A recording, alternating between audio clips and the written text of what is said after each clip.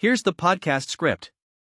Honda's pledge to go all electric has unraveled, and it's cost the company its first ever annual loss in 7 decades as a public company.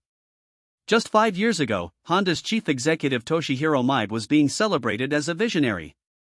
He stood up and made a bold promise: by 2040, one of the world's most legendary engine manufacturers, the company behind Formula One powertrains and commercial jet engines, would abandon gasoline entirely and go all in on electric vehicles.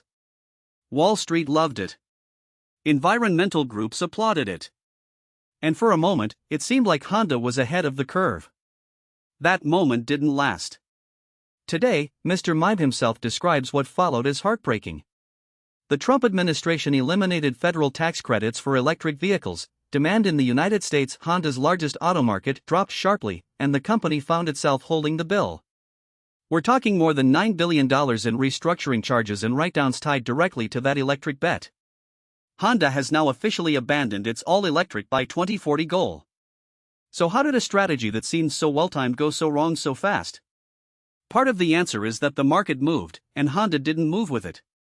In 2025, U.S. electric vehicle sales actually fell for the first time after years of record growth.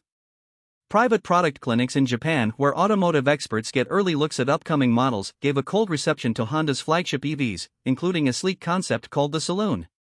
Internally, faith in leadership was starting to crack.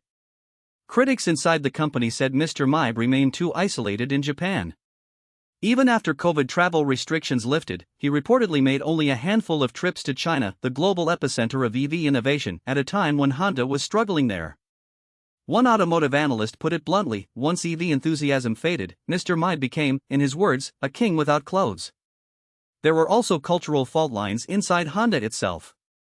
The company has long prided itself on an engineering culture that bucks consensus. Back in the 1970s, Honda stunned the industry by developing a revolutionary engine that met strict U.S. clean air standards while eliminating costly components. That heritage made the pivot to EVs feel like a betrayal to some of Honda's own engineers, many of whom had spent entire careers perfecting internal combustion engines. When Mr. Mibe reportedly told staff during internal meetings that they didn't have to make those oily, smelly engines anymore, some engineers were stunned. Governance questions are also swirling. Mr. Mibe held the roles of both chief executive and board chairman simultaneously, a concentration of power that corporate governance experts frequently flag as a risk. And unlike Honda's historical practice of pairing a visionary CEO with a strong operational deputy, there was reportedly no single powerful number two to push back when the strategy needed course correcting. The fallout has been significant. Late 2024 merger talks with struggling rival Nissan collapsed within months of being announced. The highly anticipated Sony-Honda EV joint venture was scrapped in March. 3 flagship electric models, including that Saloon, were discontinued.